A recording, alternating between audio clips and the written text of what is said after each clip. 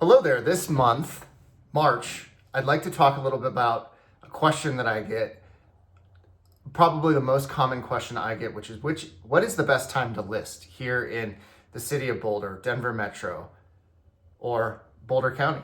Well, the best time to list is when you're ready. Within that context, there are certain targeted periods of the year that behave in a little bit more of a listing favorable manner.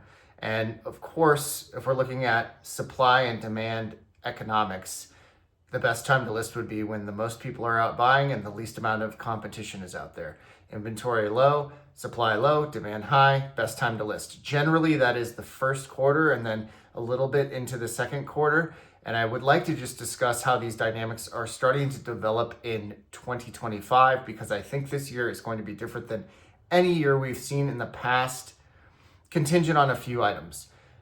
The best time to list traditionally has been in the late winter, early spring months. Now, when I say traditionally, I'm talking about the last 10 years.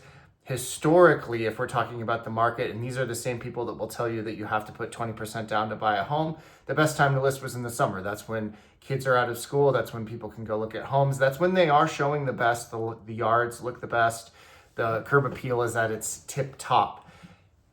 That's been shifting. Every year it's been earlier and earlier, and we're starting to advise the last week of February all the way through perhaps the week or two after Easter. Now, is it to say that it's a kiss of death to list after that? No. It's all about when you're ready and understanding the dynamics that will be at play when you come to list, because pricing comes into the conversation, and the old trend, the trend that's been happening for the last decade, should be considered. We have an expansion phase that happens in the first part of the year, a retraction phase, and then a stabilization phase. So when we're in expansion, maybe you can test pricing. As soon as that expansion phase is over, and that happened really very early in 2024, that happened right after Easter, that means we've topped out for pricing for the year, and it's time to start pulling back on how you're listing properties. So you've enjoyed, maybe depending on the neighborhood, between 2 and 6% appreciation. Time to pull back and be more conservative on how you price. Sometimes that starts on the 4th of July. Last year it started even before Memorial Day.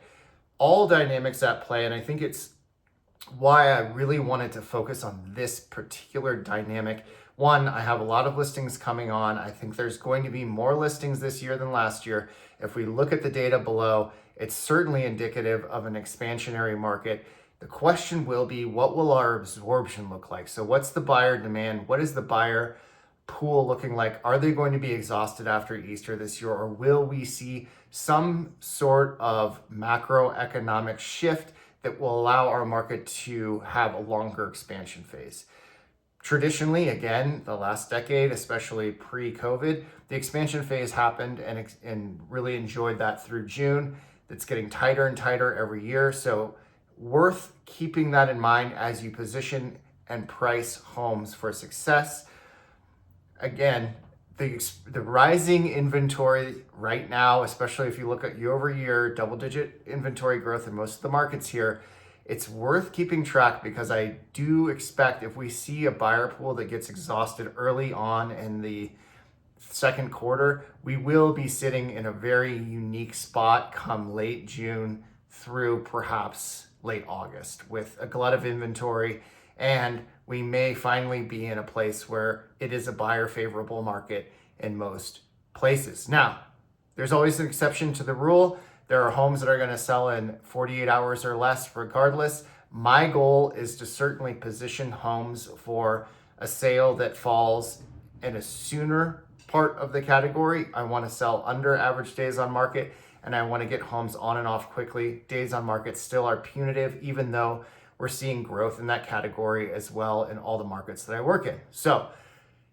if you are considering selling, it's worth really paying attention to your market of interest, because it is going to be dynamic this year. It's going to develop in a new way. And I'm here to support those conversations, those explorations, to get you to where you want to be. I've been speaking with a certain listing now for 6 months. Last year, I have another one that I was speaking to for almost a year. I have listings coming on from 300s all the way up to 4.5 million, everything in between. So I will finish with every market's behaving differently. So understand your market of interest, because that's how you're going to get to at least a successful market positioning with the hopes of getting a quick sale. With that, I will talk to you next week. Take care. Ciao. Next month.